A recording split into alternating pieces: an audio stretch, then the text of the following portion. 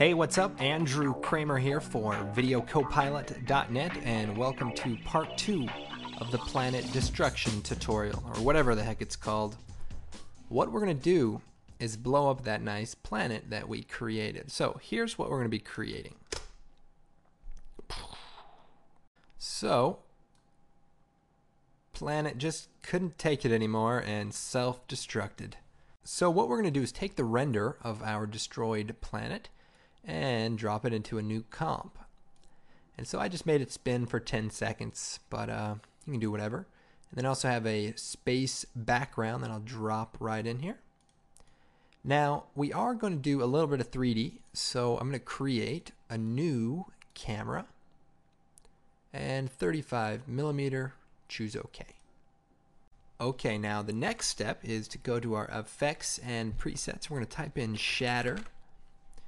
And we're going to take the simulation shatter effect, drop that onto our destroyed video. And it goes into this wireframe mode, and we're going to change that to rendered. Now, this plugin allows you to create simulations of things shattering, bricks, and some other things. But we're going to sort of use it to create an explosion. So let's go ahead and go down the settings here. We have shape, so that's what the pieces look like. So right now it's set to bricks, and we have bricks. Well, there's a bunch of different options, but we're going to choose glass. And glass works pretty well if you get the settings right. So right now the pieces are kind of large, but we're going to increase the repetition of this. I guess it's sort of like a texture. So even though it's shattering to the shape of a texture. So we're going to say duplicate that and make it 60 times, so that way it's a lot smaller.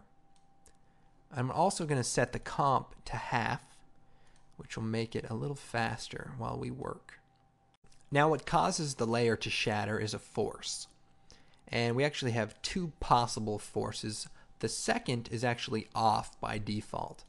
And the first one has a depth of 0.1 and a radius of 0.4. So if we decrease the radius, you can see the shatter sort of only happens to that one area. So if you were doing, say, a bullet through glass or something like that, that would work well to just affect one certain area. We actually want to make it just large enough to cover the entire planet. Now we also have the strength, which is how hard to hit. Now there's one problem, and that is the shatter effect happens on the very first frame. It just goes at it. So what we want to do is move forward to about 2 seconds, set the radius to 0, set a keyframe by clicking on the stopwatch, hit page down to go to the next frame, and we'll just right click. Actually, we'll just increase it, whatever it was, about 0.28. So now it'll hold and then shatter into, looks about, let's see, 1, 2, 3, 4. It's about 987 pieces. And now we can sort of start playing with some other settings. Now, we can add another force to add a little bit more of a randomness to it. It's kind of like having one that's hard and one that's soft, but I'll go ahead and skip that for now, but that's what it's for. We also have physics, so we can play with the gravity. In space, gravity is less than on Earth, so I'll just bring it down. Normally you'd probably turn that all the way to 0, but just for the sake of the tutorial one, it looks pretty good. And you can play with some of these other settings. Viscosity, that'll sort of make the pieces feel like they're pushing through water, and they'll sort of slow down and kind of fall as if something was holding them back. 0.1 is pretty good. And we can also increase, let's see here, the mass variance. So if we go here to the middle, if we increase that, some of the pieces will go faster and some will go slower. And that just gives it a little bit more of a random nature as some of the particles break up.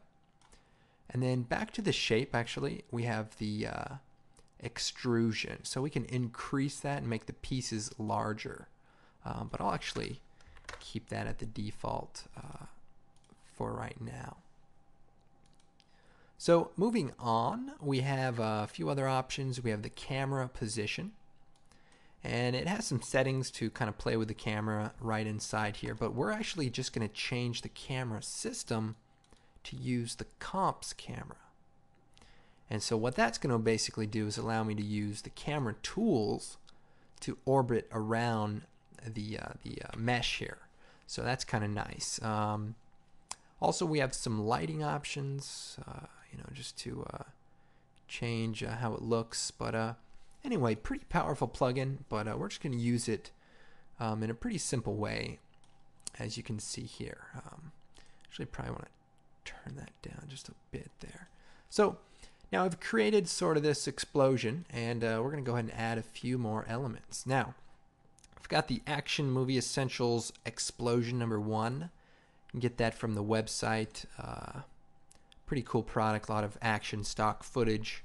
In this case, we have an explosion. I'm going to drag this out to the comp and turn it into a 3D layer so that it will kind of work with the rest of the comp here. I'm going to move it and line it up with our explosion. And I'm going to put it beneath the destroyed layer. I'm going to zoom in here. Let's see. And I'll scale it up also. So it explodes while the rest of the comp explodes also. So it looks good. Let me take our space background, turn it into a 3D layer, and then I'm going to push it back in Z space. I'm going to try to. So just push it back and then scale it back up. And that way I could sort of rotate around this just a little bit. And actually I want to sort of just take the track tool.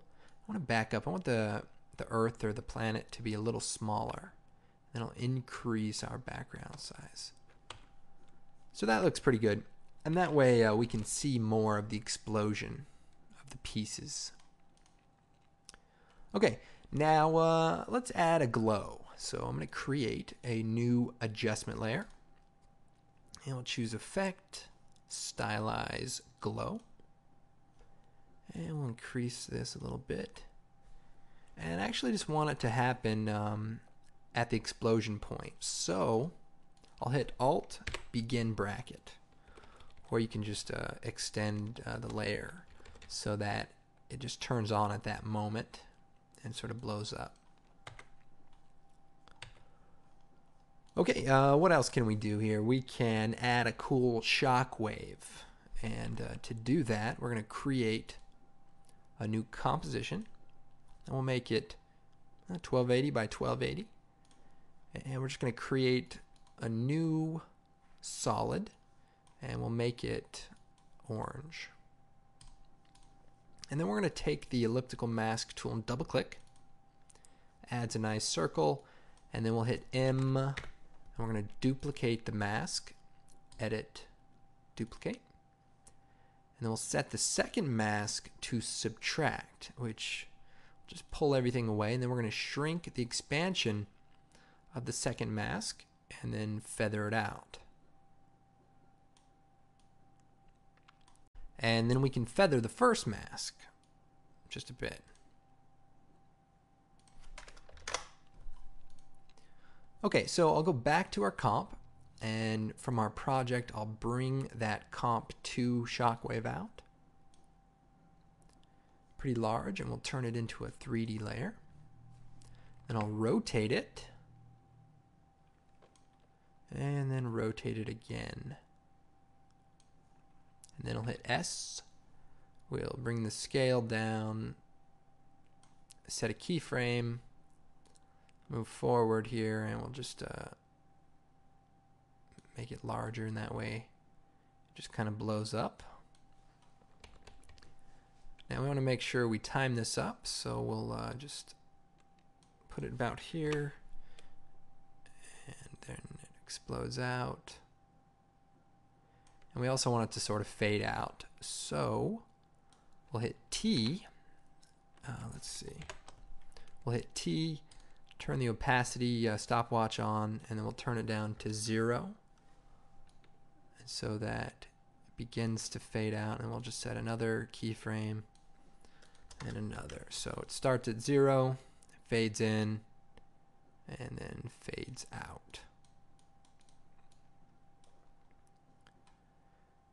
Now we want to sort of obscure the back of it so that when it's behind the planet you kind of see less of it. So I'm going to create a new solid and make comp and choose OK. Then I'll shut the layer off. I'm going to take the pen tool and we're just going to draw a quick shape around that area we want to remove, and that's on the layer that's off. And then we'll take comp 2, hit F4, and change the track matte to alpha matte inverted. And so now that uses this as a reference to basically invert it.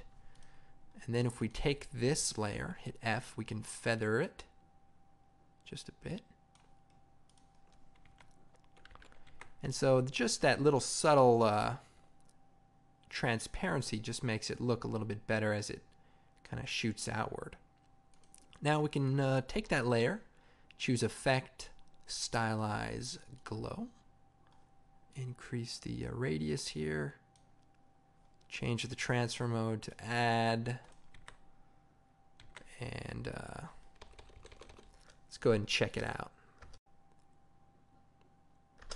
So pretty cool and pretty quick. So what I can do also is add a little bit of motion blur. And to do that, we're going to create an adjustment layer. And we'll come over here and we'll type in CC Force Motion Blur and drop that onto the adjustment layer. Now be careful, this takes a while to render, but it does make it look really nice. So you can turn the samples down to like 5, and that way it'll render a little bit quicker, but be careful, and you may want to hold off until the final render before using it.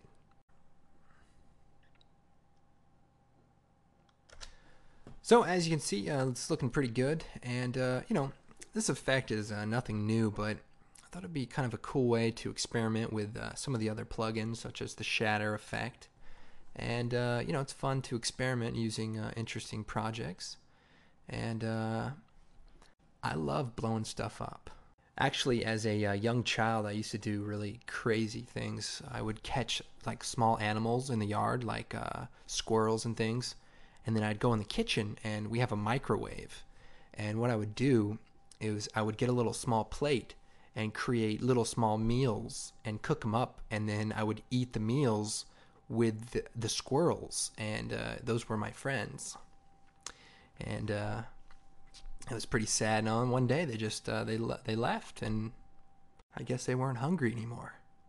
Well, anyway, I hope you guys found this tutorial useful, and we'll see you next time. My name is Andrew Kramer.